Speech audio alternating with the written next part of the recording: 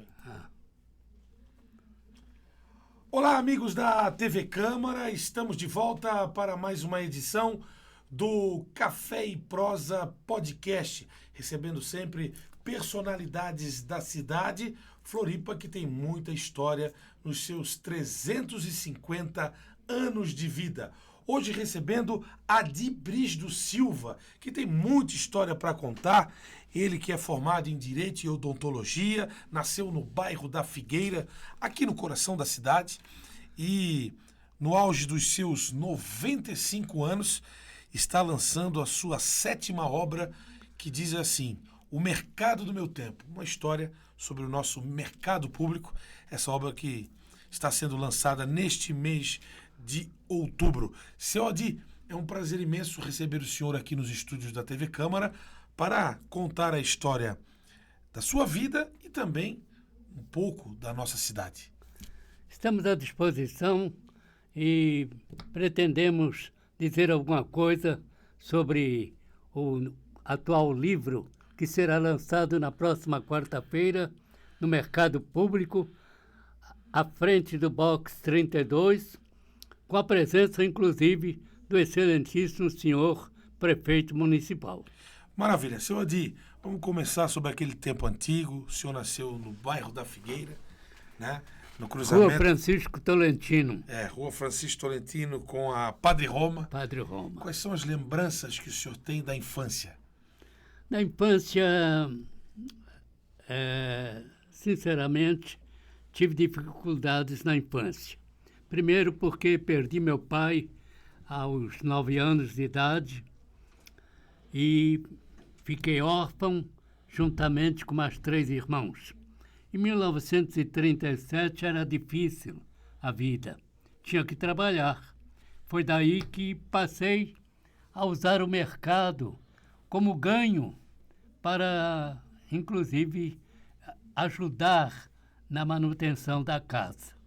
Minha mãe não tinha nenhuma fonte de renda, então era necessário fazer alguma coisa para o sustento da família. E foi aí que eu passei a conhecer o mercado público, porque passei a plantar verdura e a vender no mercado. O senhor fornecia, então? Fornecia aos pombeiros. Na época, as pessoas que tinham os tabuleiros, que eram assim chamados, o mercado vendia muita verdura naquele tempo. Então, foi daí que eu passei a frequentar o mercado público. Que verduras eram essas, senhor Adi? Alface e couve. É? E o senhor coisa simples, né? Coisa simples. E o senhor plantava ali na região mesmo? Plantava em casa, né? No terreno da casa, e trazia quase toda semana, de 15 em 15 dias. E aí, frequentando o mercado, eu passei a conhecer a vida do mercado daquela época, 1939, 40. As coisas eram diferentes, né, senhor Adi? Eram diferentes e eram mais difíceis. O que o senhor se lembra, assim, o mar batia até o mercado, né? Batia no mercado, a cidade era muito menor, né? Sim, a cidade era pequena, né? Não tinha nenhum prédio alto. Então, e a água batia ali no mercado, a gente escutava aquele barulho gostoso, com vento sul principalmente, né? Os barcos traziam de Palhoça, de Biguaçu, São Miguel, os mantimentos para serem vendidos no mercado. E também, à época, traziam muita louça de barro, porque Palhoça era a fornecedora por excelência desse tipo de material para o cozimento das verduras, do feijão, porque naquele tempo era feijão mesmo, né? Feijão com linguiça. Feijão com linguiça, verdura e muito peixe também, né? Muito peixe, inclusive peixe no feijão. Bom. O manezinho tem esse hábito, né? De jogar o peixe dentro do feijão, né? Eu tinha um amigo que foi jogador do Avaí, que trabalhou comigo no Tribunal Eleitoral, o Tião. O Tião, pela manhã, comia tainha cozida no feijão, com o café da manhã. Isso antes de trabalhar ou antes de treinar? Antes de trabalhar. É, coisa do manezinho da ilha, né? Bem manezinho. É, coisa do manezinho da ilha. E naquele tempo não tinha energia elétrica, né? Era difícil. Era só na base da pomboca. A cidade vivia praticamente às escuras. Era só um filete a luz elétrica à época. Inclusive, as festas da Trindade, A Santíssima Trindade. as festas lá, a festa da laranja, que Sim. depois foi chamada, né? Mas voltava-se de lá pela madrugada e o nariz ficava completamente escuro da fuligem, porque era lamparina a iluminação à época. Era muito escuro daí. Era escuro e a gente vinha a pé A da pé. Trindade até a Rua Bocaiúva, onde eu morei. Ah, era uma viagem longa, né? Oh. Era uma cidade pequena, mas era uma viagem longa. Tempo bom, né? Tempo bom. É. E o que o senhor se lembra do mercado, já que o senhor está falando da obra, o mercado do meu tempo, né? Que o senhor começou a trabalhar nos anos 30 no mercado público. Como é que o senhor se lembra daquele povo trabalhador, aquele povo que chegava... Tinha muito viajante também por aqui? Não recordo assim, se viajantes, É. mas era manezinho mesmo. Era o interior da ilha que vinha para o mercado. Eram galiotas, carroças, e pelo mar eram os barcos. Era a lancha baleeira e o Sim. bote, que hoje eu dificilmente encontro esse tipo de embarcação, chamado bote. Mas eles traziam as mercadorias de São Miguel, de Biguaçu, de Palhoça.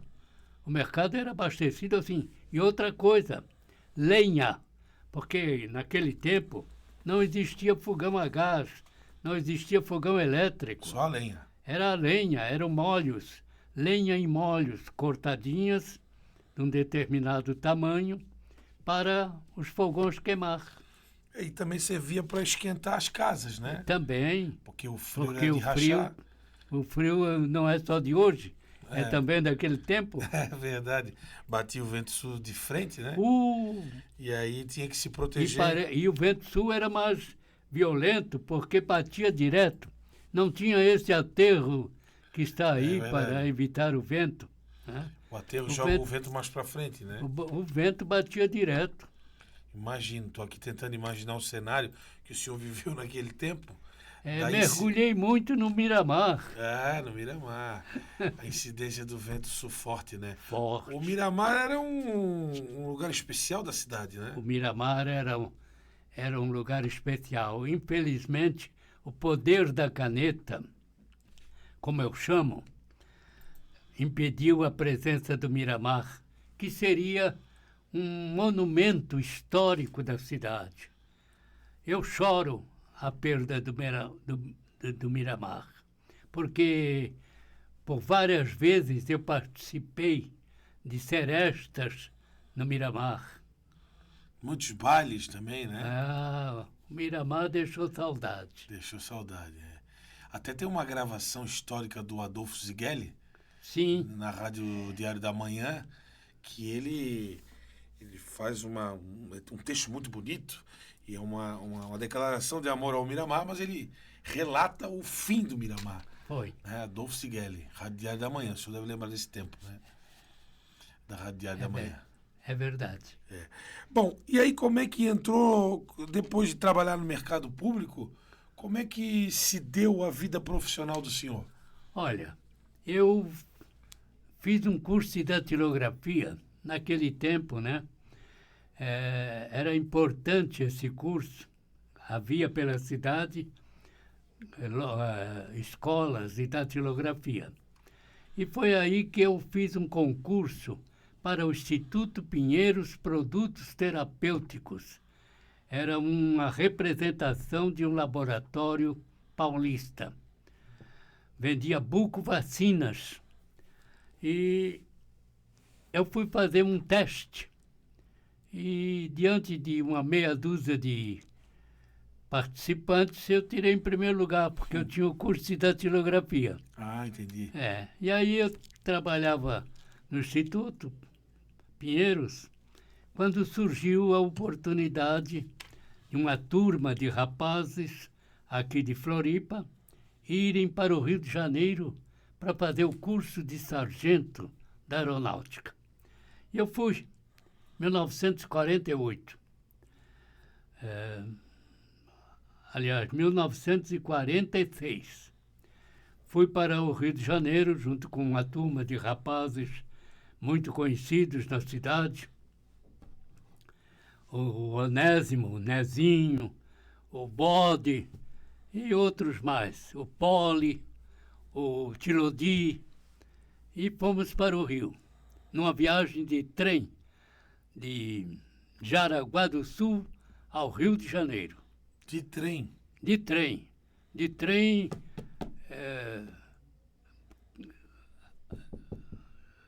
como é que se diz? Poltrona canela dura. Poltrona de madeira. Sim, sim. Fomos ao Rio. E eu fiquei praticamente 3 anos. Lá no Rio de Janeiro? 46, 47, 48. O senhor morou lá? Na Escola de Especialistas do Rio de Janeiro. Foi lá que eu comecei a fazer uns versos e tal. Eu lia muito poesia e comecei a escrever alguns versos. Na volta, eu cheguei aqui em dezembro de 48 e uma semana depois eu ingressei no Tribunal Eleitoral. Tribunal Regional Eleitoral.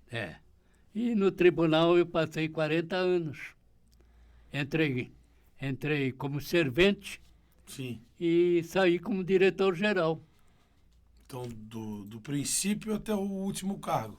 Último cargo. Legal. Recebi agora uns elogios no pleno do tribunal e a minha vida funcional.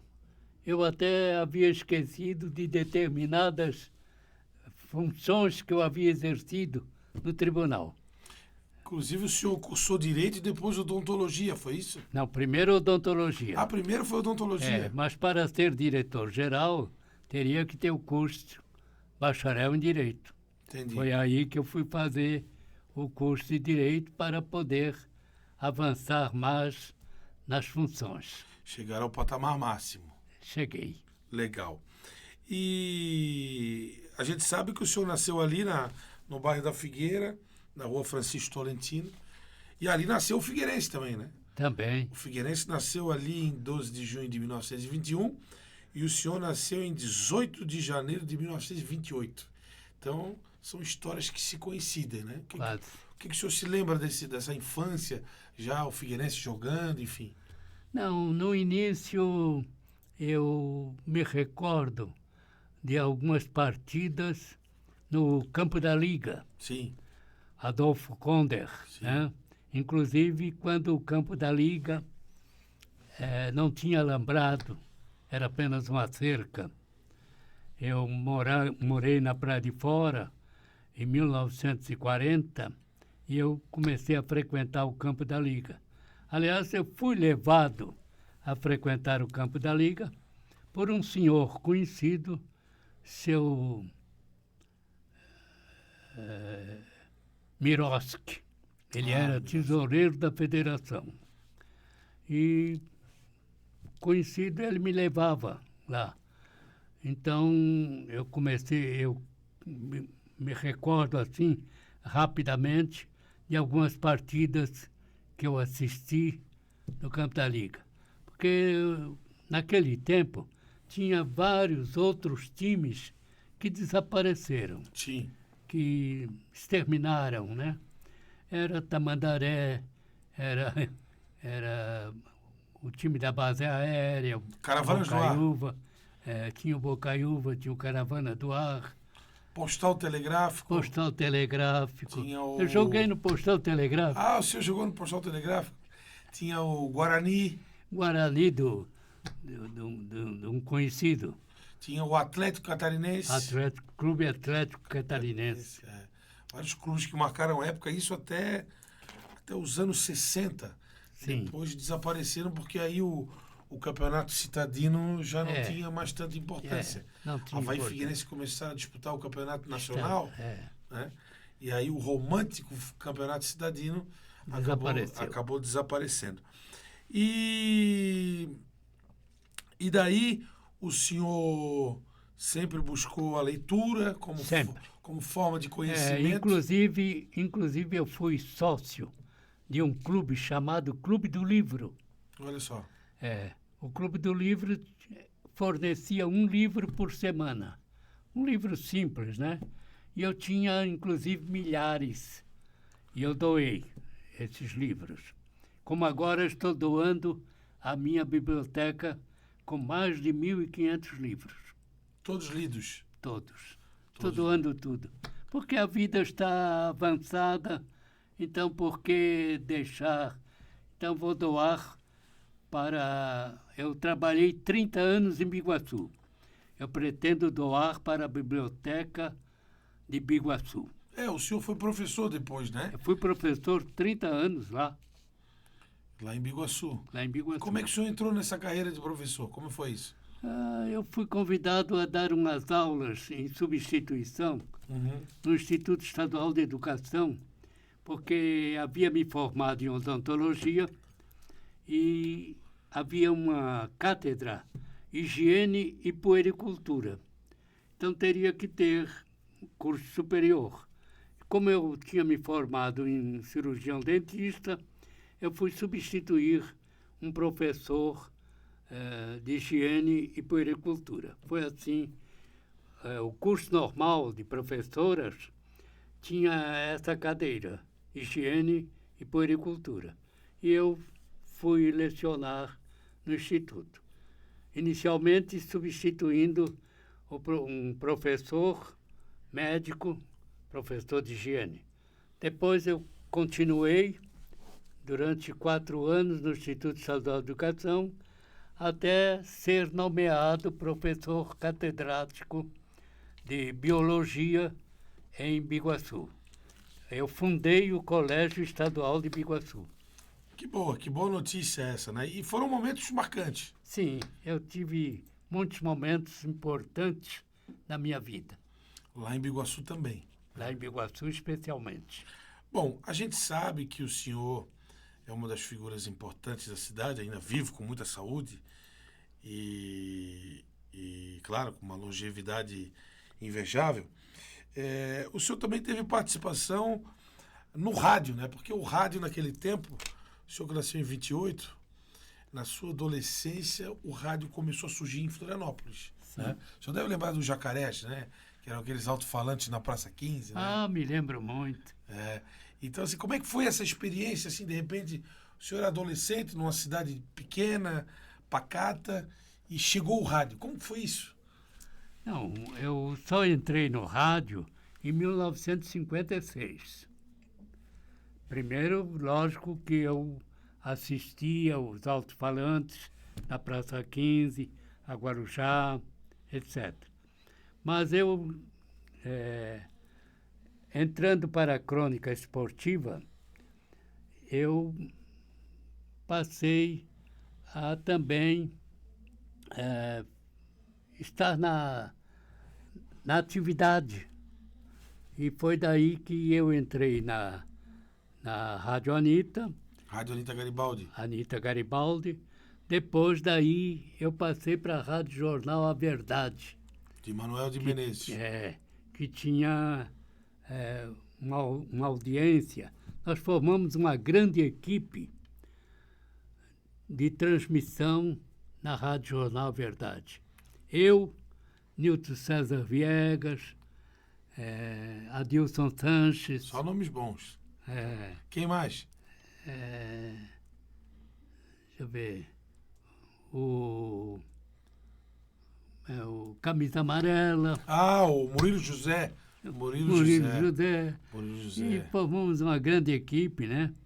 Transmitíamos futebol e tivemos um programa especial, 0 Hora Esportiva. à meia-noite. Começava à meia-noite e não tinha hora para acabar. Não tinha hora para acabar. Foi aí que o Miguel Livramento estreou, né? O senhor teve Não, o participação. Miguel Livramento, ele estreou comigo numa... Eu trabalhava na Rádio Anitta. Sim. E ele trabalhava no Serramos, onde hoje tem um prédio e tem um banco. Sim. Na esquina, Rua João Pinto com Praça 15. E eu havia comprado um material no Serramos e pagava a prestação. E aí o Miguel me escutava na Rádio Anitta e eu disse, ô Bristo, eu queria trabalhar no rádio. Eu disse, olha, domingo nós vamos a Lages. Queres ir? Ah, vou. Foi assim que começou a vida do Miguel. Foi a Lages e daí na Rádio Anitta, né? Depois passamos para a Verdade e tal, depois para Guarujá, e o Miguel teve a audiência que todos conhecem. E naquele tempo todo mundo sonhava em figurar no rádio, principalmente quem gostava de futebol, né? E a minha carreira também foi assim, eu escutava o Miguel na rádio. Miguel e Roberto Alves, aí assim, e eu gostava muito de futebol, gosto até hoje, e assim, vou... Quem sabe um dia eu vire repórter, e aí fui, né? Fiz também jornalismo esportivo, mas é a paixão que a gente tem pelas coisas que a gente se identifica. Exatamente. E foi isso que o Miguel encontrou no senhor, no caminho, né? No caminho. Se cruzaram, ele acabou indo pro militar no rádio e, infelizmente, nos deixou nesse ano de 2023. Prematuramente. Prematuramente, Mas o senhor tem uma história aí, alguém convidou o senhor para ir pro rádio, como é que foi essa história? O senhor convidou o Miguel, mas teve alguém que convidou o senhor para ir pro rádio, né? Como é que foi? Quem convidou a mim para ir pro rádio foi o Fenelon Damiani. Esteve aqui já conversando com a gente. E aí, como é que foi essa história?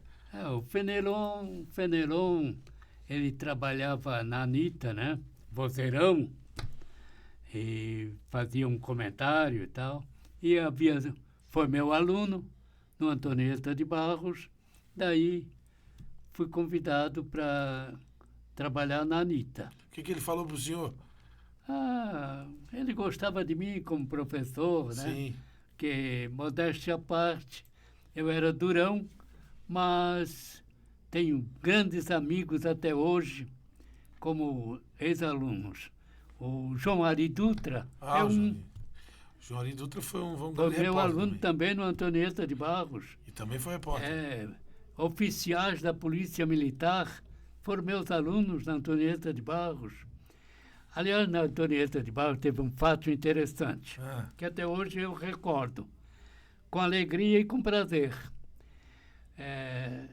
Entrei para dar aula, fiz a chamada, levantou um senhor. Professor, eu não fui chamado. Mas seu nome? Fulano de Tal. Era o secretário da Agricultura do Estado de Santa Catarina. Aí eu teci elogiosas considerações a respeito, porque ele estaria fazendo o curso ginasial. E aí tudo terminou em flores. Tudo. Maravilha. E aí, outra parte importante da vida do senhor é o Lira Tênis Clube, né? O Lira, eu não me recordo, estou para perguntar quantos anos eu já sou sócio do Lira. Sim. Que eu sou remido já há muito tempo, há muito tempo. E não me recordo se eu sou o sócio mais antigo ou não, mas devo ser dos mais antigos. Dos mais antigos, com certeza. Pelo menos na idade, eu sou o segundo. Tem um que tem 97 e eu com 95. 1 ano e meio de diferença. Já está valendo. Como é que o senhor acompanhou essa mudança toda do Lira aí? O Lira, eu recordo do Lira, quando tinha um muro de pedra pela Felipe Schmidt, e a entrada era pelo outro lado, pela Tenente Silveira.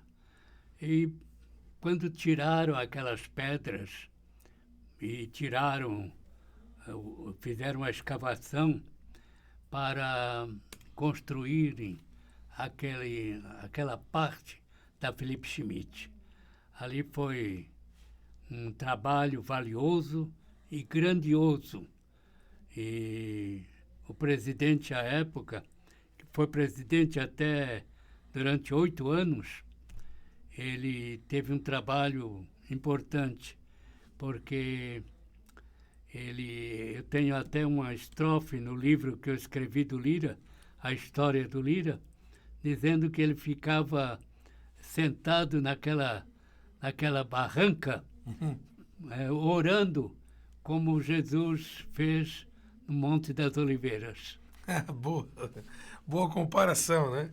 Uma excelente comparação que o senhor fez. O Lira, o senhor escreveu a obra dos 90 anos. Eu escrevi a história do Lira Tênis Clube. E agora o Lira, daqui 3 anos, vai completar um século, né? O senhor é quase da idade do Lira, um pouquinho mais novo. O Lira tem 97 e o senhor tem 95, né? Maravilha, o Lira faz parte da história da cidade e é uma das obras que o senhor fez questão de relatar, né? Mas nos conte um pouco, seu Adi, sobre esse livro aí que o senhor está lançando, né? Esse livro aí que fala do mercado, quais são as outras histórias engraçadas aí que o senhor tem, enfim, nos relate. A história do mercado, né? Desde tempos, como eu falei, que frequentava, é um livro com 250 fotos coloridas, a grande maioria. Cada página tem uma foto, pelo menos. Ah, legal. E cada box, atual box, que antigamente não era box,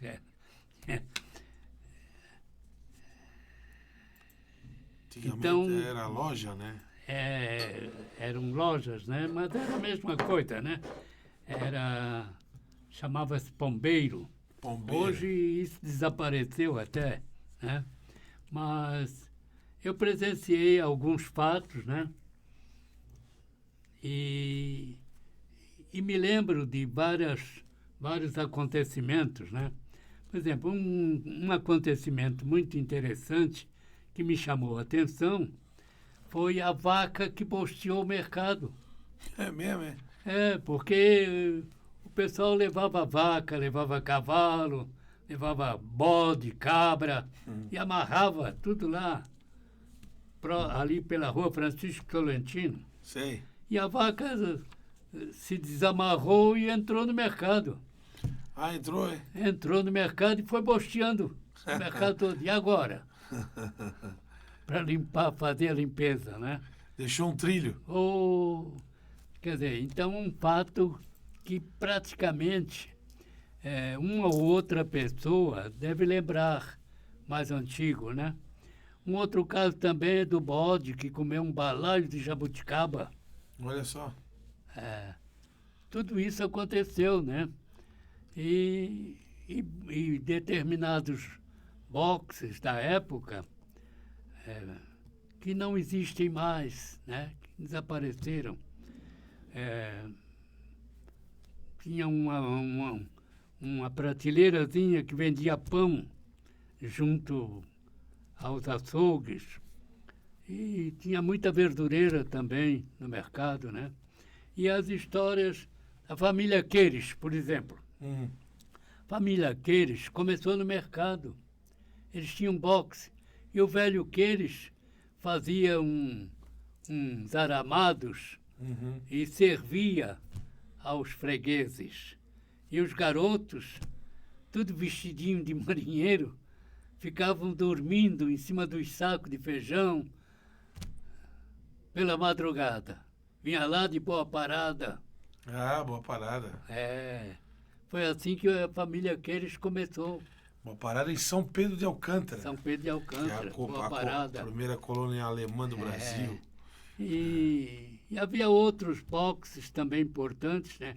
O açougue do Periquito era muito famoso, porque atendia uma clientela muito grande e ele servia muito bem as pessoas, né? Um siciliano, que era um box era uma verdureira, era um senhor que tinha até um certo grau de relacionamento com a minha família, com a minha mãe. Sim. porque a esposa era comadre. É, e então, e outros casos, o armazém da dona Clara também, importante, né? Tinha um box, uma espécie de armazém, cujo dono formou todos os filhos com o trabalho do mercado. Olha só. E os filhos foram pessoas de renome na cidade. Foram adiante. Foram adiante, formados. Então, o mercado tem muita importância. E hoje, no mundo, o mercado é Referência. local diferenciado pelo mundo inteiro.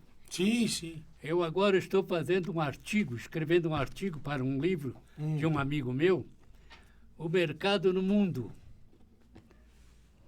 A partir do nosso mercado, eu fiz pesquisas e cheguei a conclusões especiais de que os mercados fazem parte de um grande relevo de coisas das cidades.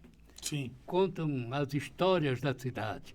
E prédios seculares, prédios bonitos, por esse mundo afora. Portugal, Espanha. Sim, sem dúvida. E um estudo que eu fiz, estou escrevendo um artigo para publicar num livro de um amigo meu, a respeito dos mercados pelo mundo. E no Brasil também tem, né? E no Brasil, o mercado de Porto Alegre, eu conheço, é muito interessante, Sim. parecido com o nosso, na cor amarela. Sim, já estive lá. Tem bons restaurantes. É verdade. É um mercado especial. O mercado de Curitiba, o mercado municipal, Já estive também. também é excelente. Em São Paulo tem vários mercados. São Paulo nem se fala, é muito bonito aquele mercado. Tem um mercado especialíssimo. Né? Então, no Rio de Janeiro, o mercado do Rio de Janeiro, que eu conheço... A Cadeg, eu já estive lá. Muito bom também, né? É muito bom. Bacalhau. O bacalhau lá no Rio e feijoada, né? Feijoada. E feijoada. Tem dia da feijoada. Salvador tem um grande mercado também. E no norte, lá em Belém, o mercado do Ver-o-Peso. Então, eu fiz um estudo de mercados pelo Brasil e pelo mundo. Pelo Brasil e pelo mundo. O mercado é onde todos se encontram, né? Seja para tomar uma cervejinha, almoçar, ou para comprar uma mercadoria, e aí as histórias se cruzam. A verdade é essa, né, seu Adi? As histórias se cruzam. Se você quer conhecer alguma coisa de uma cidade, visite o mercado. Lá está o em coração. qualquer parte, no Brasil ou no mundo. Maravilha. Você está acompanhando o Café e Prosa aqui na TV Câmara, com a presença hoje ilustre do seu Adi Brígido Silva. Lembrando que a responsabilidade técnica está a cargo de Ismael Souza e Lucas Gonçalves, e a direção geral da TV Câmara, da nossa querida jornalista Carla Silveira. Seu Adi, e tem uma outra obra aí que o senhor fez, que é a obra do Almoço das Estrelas, né? Que é uma confraria que reúne personalidades da cidade já há muito tempo, né? Há muito tempo. A Confraria Almoço das Estrelas é um dos suportes da Manezada de Florianópolis. É verdade. E os almoços, servidos sempre ao 12h11, como diz o Beto Alves, né? Beto Laus. Nós começamos com meia dúzia de pessoas dirigindo a confraria e hoje estamos reduzidos a 2, ao comendador Mor e ao comendador Tesoureiro, que nunca viu dinheiro. É verdade. É o senhor e ele, né? Sou eu e ele e eu. Que os outros já se foram, né? Já se foram. Que são Tulo Cavalazzi, Túlio Cavalazzi, Aldírio Simões, o Gaúcho. O Gaúcho é o... Como é que é o nome dele? Fugiu o nome dele agora. E tem mais um ainda. Tem mais um. É. Não, ainda tem um que nunca vai. É o que mora no canto da lagoa. Que tá vivo também? Está vivo. Ah, sim. É uma maravilha, porque ali a cidade se encontra. Sim, né? ali nós reunimos cerca de 100 pessoas. O último almoço foi um espetáculo. Eu estava lá. Estava Muito lá. bom no Lira. E a pandemia deu uma atrapalhada nessa confraria, Sim, né? a pandemia atrapalhou todo mundo, né? Como é que o senhor viu essa pandemia, hein? Essa pandemia, eu estou convencido hoje de que foi Estou convencido hoje de que foi um embuste essa pandemia. Os grandes laboratórios criaram essa pandemia. Sim. Eu estou, se não arrependido de ter tomado 2 vacinas, mas acho que não devia ter tomado. O importante é que o senhor está aqui vivo, Felizmente, com saúde. graças a Deus. Né? E qual é o segredo da longevidade? O segredo da longevidade é o seguinte: viver sempre de bem com a vida, ter bons e grandes amigos. Esse é o segredo. Esse é o segredo. Basta. Interessante. E o senhor dorme cedo? Como é que é o dia a dia? Não, eu durmo meia-noite e acordo 6, 7 horas. Tá bom, tá dormindo bem. Durmo bem. E a alimentação? A alimentação é o seguinte: pela manhã, eu tenho um segredo, que mais ou menos há uns 40 anos ou mais, eu faço pela manhã um suco. Sei. Um suco em que, por vezes, eu boto mais de 20 elementos. Couve, cenoura, beterraba, maçã, mamão, banana e outros pós, aveia, De tudo um pouco? e tudo, e algumas gotas de própolis e tal, às vezes 23 elementos. Olha E suco de 3 laranjas espremidas, né? Bato no liquidificador durante 2 minutos. Dá um copo duplo, assim, e eu em jejum. Todo dia? Isso eu faço há mais de 30 anos. Todo dia? Todo dia. Não escapa um. E esses produtos estão no terreno da sua casa? Alguns estão: couve, salsa, louro, orapronobis, capim-limão, Maravilha. louro, já falei. Maravilha. No meu terreno, eu tenho 88 pés de frutas Que maravilha. plantados por mim. Fica no Cacupé. Eu colho jaca, Jaca ainda tem? que eu plantei. Jaca aqui na cidade só tem na rua Duarte Schutel. Ali tem uma jaqueira Aquele pé. ainda. Eu tenho um pé quase daquele tamanho. É mesmo? Aquele ali tem mais de 40 anos. Aquele ali tem 120 anos. Aquele maior, tem mais maior. de 100 anos. Tem, né? Tem. Tem, porque o senhor lembra que tinham várias jaqueiras na região central, né? Tinha vários. Uma coisa também que acabou é Cajamanga. Sim. Do lado da Faculdade de Direito tinha um pé. Onde hoje está o Angelone tinha um pé. Onde hoje estão construindo um prédio, no Bocão Viana tinha um pé. Lá no início da Bocaiúva, onde tem vários prédios, tinha um pé. Cajamanga. O centro da cidade tinha muito disso, né? Tinha. Aliás, foi uma diversão de várias gerações, de várias infâncias, e pegar fruta na casa do vizinho, do amigo, né? Eu tenho uma marca na perna esquerda, porque eu pegava jambo na chácara do Melman, atrás da igreja São Sebastião. A igreja São Sebastião, ali no lago? Lá na Bocaiúva. Aí o caseiro soltou o cachorro e a turma de garotos correu e eu fiquei preso na cerca de arame. Ah, foi o arame que deixou a cicatriz. O arame deixou a cicatriz. Não foi o cachorro. Não foi o cachorro. Foi o arame. Interessante. O seu Adi, o senhor acredita muito nas lendas da cidade? Aquele tempo tinha muito, né? Eu acredito. É? É. Quais eram as lendas que o senhor ouvia? Uma delas era a canoa que voava. É mesmo? É? Como é que era isso?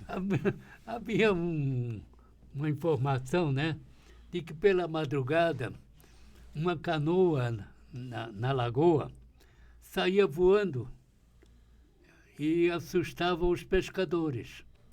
Então era pescador correndo para todo lado. Olha a canoa!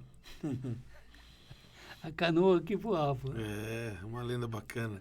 Sem falar nas lendas tradicionais de Frango de Cascais, né? Do lobisomem, das bruxas. Bruxas, lobisomens. Lá pelo sul da ilha. Tinha muito, né? Tinha muito. Tinha muita bruxa e muito lobisomem. É verdade. Peguei o final dessa vida aí, dessa parte mais foda das lendas, mas quem é mais antigo ouviu mais, né? Sim. Ouviu e viu. É. Não, não dava para ver, né? Era mentira, né? É verdade. E a ponte, hein? O que a ponte representa para o senhor? A ponte é tudo aquilo que se tem dito da ponte Hercílio Luz. Aliás, eu fiz um pasquim. Eu tenho um pasquim, Ponte Hercílio Luz, contando a história de acontecimentos na ponte Hercílio Luz, de pessoas que se jogaram da ponte, que eu presenciei até, porque houve um atleta espanhol que saltou no meio da ponte Hercílio Luz, com os braços abertos, voando, e mergulhou. Isso foi um domingo pela manhã, um dia de sol radioso, e o povo de Florianópolis estava lá para ver. Muita gente da época assistiu esse lançamento do atleta espanhol que se jogou da ponte. E outros fatos. Mas ele mergulhou, né? Ele mergulhou. Ele era especialista de se jogar lá na terra dele, né? De lugares altos. De lugares altos. Mas não aconteceu nada de errado com ele, deu tudo certo, só mergulhou. Não, ele saltou voando, né? De braços abertos e mergulhou. Era atleta. Sim, sim. Era especialista, né? Sim. E outras pessoas que se jogaram da ponte, que eu tive conhecimento. Inclusive, eu morei quase debaixo da ponte. Houve um camarada que se jogou da ponte, no lado de cá, caiu em cima de uma casa, varou o telhado, o teto, e caiu em cima da mesa do pessoal que estava jantando. Sobreviveu? Ele sobreviveu. Eu não vi, mas eu morava ali. Ele sobreviveu à queda? Sobreviveu. Deve ter se arrependido. Mas ele tentou Sobreviveu à queda. Ele tentou o suicídio? Ele tentou o suicídio, mas era numa parte já meio baixa, né? Deve ter ali uns 15 metros de altura.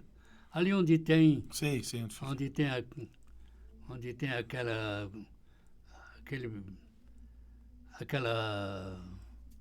da Marinha, né? O forte? O forte, ali, do lado. Caiu em cima da mesa? Caiu sobre a mesa, o pessoal estava almoçando. Estragou o almoço ou o jantar? São histórias, né? Mas naquele tempo a ponte era diferente, né? Porque era de madeira, né? De madeira. Eu vi várias vezes os carros deslizarem, porque quando dava uma chuvinha fraca, a poeira que se acumulava nos trilhos, porque antes não tinha trilho. Eu peguei a ponte sem os trilhos. Sim. Depois eles construíram uns trilhos para os ônibus e automóveis passarem. Né? Então, a poeira, quando dava uma chuvinha fraca, era um sabão. Sim, imagino. E além disso, o vento sul, né? O vento Porque sul. até hoje ali, com a reabertura da ponte, faz 4 anos que ela reabriu. A gente passa de carro em dia de vento sul, é brabo. Eu passei Balança. várias vezes. Houve uma vez que um desfile do Exército. O Exército voltou e voltou marchando em cima da ponte.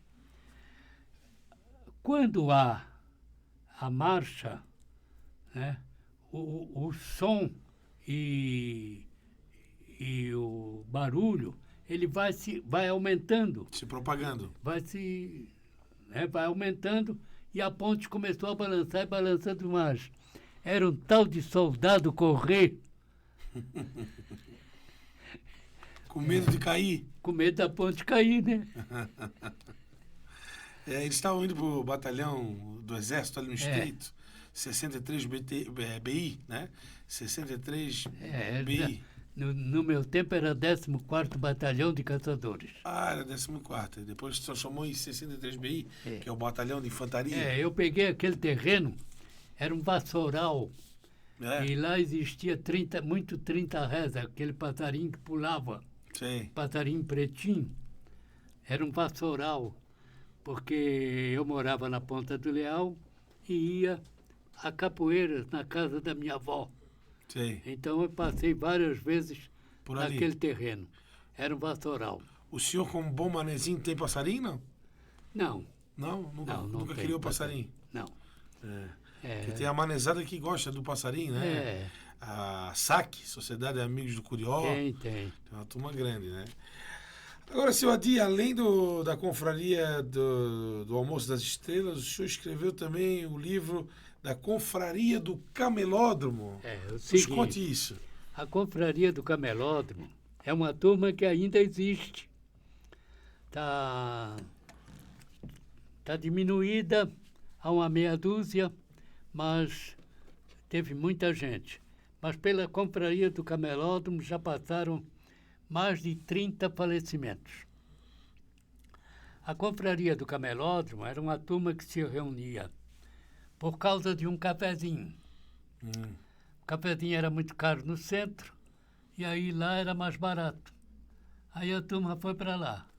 E havia um mentiroso. E o mentiroso contava fatos impressionantes e tal. E nós gostávamos de ouvi-lo. Então a gente ficava lá sentado, batendo papo e tal. Essa turma hoje está no Bob's, reduzida a meia dúzia. Ali no Bob's, eu vejo sempre os senhores mais antigos ali. Ali nós estamos em 8 ou 9. Mas a Confraria do Camelódromo era o Camelódromo onde é hoje, né? Onde é hoje, Ali que você se onde encontrava. tem um pé de jaca. Sim. Eu vejo essa turma reunida ali no Bob's, na rua... Padre Roma. Não, Padre Roma não. Ali é a Trajano. Rua Trajano. Trajano. Eu confundo às vezes a Trajano com a Deodoro, mas é a Trajano. Que era uma turma também que se encontrava ali no Senadinho, né? Também. A turma do Senadinho, acabou o Senadinho, passou lá para o Bob's. E a turma do Camelódromo passou lá para o Bob's. Então lá nós temos professores da universidade na turma do Camelódromo. Temos professores da universidade, temos cirurgião dentista, Sim. temos um advogado. É uma turma que bate papo lá e conversa política, conversa... Sobre tudo. Futebol, sobre a vida. Sobre tudo. Enfim. E ali no Senadinho, muitas histórias engraçadas, o senhor vivenciou também? Olha, eu sou diplomado pelo Senadinho também. Senador. Senador. O Senadinho, mas era falar da vida alheia. Isso é coisa do Morezinho, especialmente de mulheres, ali no Senadinho. Mas no Senadinho eu tenho umas estrofes, uns versos, em que eu digo que o pessoal ficava rodando. A turma que ali ficava rodando e ficava só falando coisas, e a maioria era sobre a vida feminina. Só fofoca. Só fofoca. Aliás, a fofoca é um patrimônio imaterial de Florianópolis, né? As pessoas cuidam muito umas das outras, né? Faz parte. Faz parte. É a cultura soriana. O senhor é muito católico? Sou católico. Qual é a igreja que o senhor frequentou a vida toda?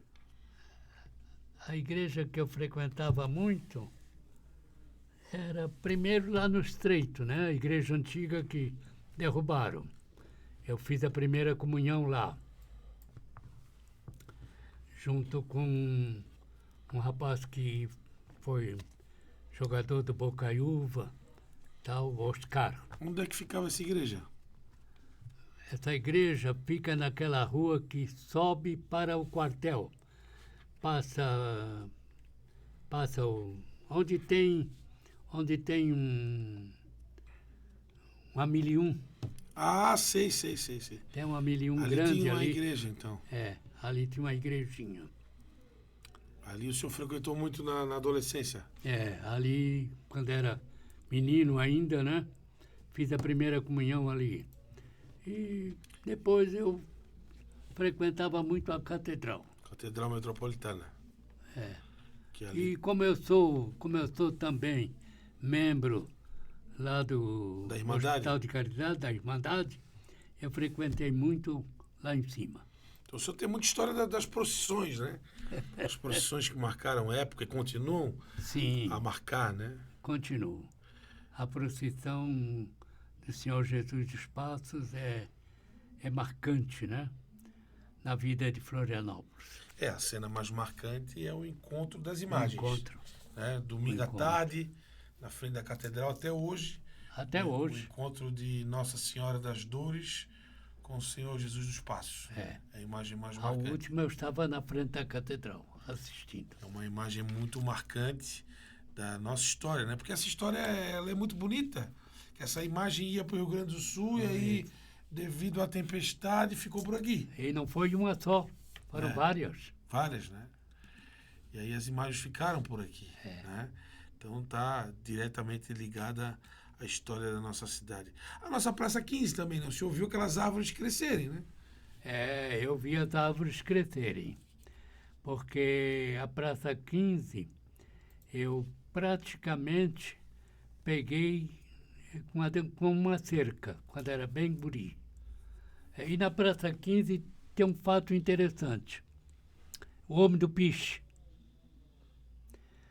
O Homem do Piche pegaram 3 soldados, pegaram o taifeiro e pintaram de piche, aquela tinta preta, né? Sim. Porque o coronel ficou com ciúme de um fato acontecido, pintaram o homem de preto e soltaram na Praça 15. E havia, não sei se você chegou a conhecer, havia um motorista muito famoso na cidade. Ele tinha todos os dentes com coroa de ouro. E foi ele quem pegou o homem do piche e levou para o Hospital de Caridade. E mandou comprar no Época, na Felipe Schmidt, tinha uma loja. Então, óleo para pincelar o homem, para ver se tirava a tinta preta, né? Foi levado ao hospital, felizmente o homem do piche se salvou. Foi um trabalho, né? Para tirar essa tinta preta. Foi um caso que marcou Florianópolis. O homem do piche, eu ouvi falar nessa história aí. O senhor está trazendo depoimentos e vai ficar para os anais da TV Câmara essa história também. Né? O senhor nunca pensou em ser candidato a vereador naquele tempo? Não? Nunca, porque é o seguinte, eu ingressei no Tribunal Eleitoral e no Tribunal Eleitoral você não podia, como até hoje, não pode participar da vida política. Sim. Não é permitido, né, ao servidor do Tribunal Eleitoral participar de vida política. Então eu aprendi e com política eu não quero nada. O senhor sempre ficou neutro? Neutro. Por conta da carreira, né? Por conta da carreira. Agora, se falar de outras questões, o senhor tem sua preferência. O Figueirense nós já falamos aqui, né? No Rio de Janeiro, Fluminense. Fluminense. Eu assisti o grande goleiro Batatais. goleiro do Fluminense, jogar. Antes do Castilho? Antes do Castilho. Castilho também assisti. Castilho. Tele Santana. Oh, Né? Legal. Escola de Samba, Embaixada Copa Lorde. Embaixada Copa Lorde. Sociedade Carnavalesca Granadeiros. da Ilha. Né? E clube? Figueirense Futebol Clube. Não, e clube social? Clube Social Lira Tênis Clube. O Figueirense a gente já sabia, né? Aliás, eu sou sócio patrimonial de todos os clubes de Florianópolis. De tudo, não só do Lira. Não só do Lira, do 12 e do 6 de janeiro. Do Clube 6 de Janeiro, que era no Balneário do Estreito, né? 6 de janeiro. Mas o do coração é o Lira. Do coração é o Lira. Legal. Bom, senhor Adi, a conversa tá boa, né? A gente já está na reta final aqui do nosso programa, Café e Prosa. O senhor deixou algumas histórias para os anais aqui, né? O senhor deu tempo também que a praia era no Bom Abrigo, na Praia da Saudade, né? Muitas vezes estive lá. Era bom, né? Praia da Saudade. O senhor mergulhou naquele trapiche lá? Mergulhei. Mergulhei no trampolim. No trampolim, Trampolim famoso. Ainda tem algumas ruínas lá do trampolim. Tem né? alguma coisa lá. Ali do tempo do Praia Clube. Praia Clube.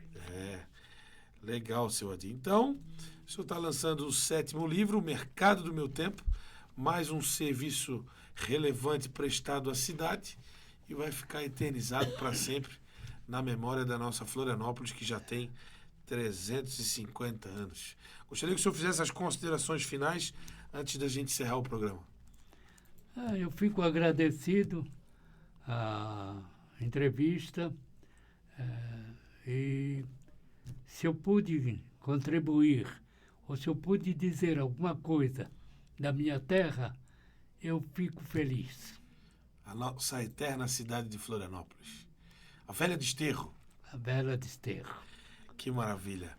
O senhor Adi, e para a gente finalizar, o senhor ainda dirige, né? O senhor ainda dirige, né? Dirijo até à noite. À noite, Outro dia encontrei com o senhor no Lira, aí o senhor foi lá na confraria, jantou e foi embora para casa de carro, né? Sim. Que longevidade, hein? Qual é o recado que o senhor dá para essa juventude aí? Me sinto bem, me sinto confortável, tenho condições. Então, o jeito é praticar. É viver o dia a dia. Viver o dia a dia. Viver com ardor, viver com firmeza, viver com projeção, viver feliz. Sobretudo feliz. Sobretudo feliz. Esse é o segredo da longevidade. Esse é o segredo. Você amar a vida. Amar a vida sobre todas as coisas. Maravilha. Bom, a gente está encerrando o nosso Café e Prosa com a presença de Adi Brígido Silva. Histórias maravilhosas que você vai acompanhar na TV Câmara e também no YouTube. E, mais uma vez, agradeço a presença do senhor. Muito obrigado pela atenção. Obrigado a seu Adi Brígido Silva. A gente volta em uma próxima oportunidade. Até mais.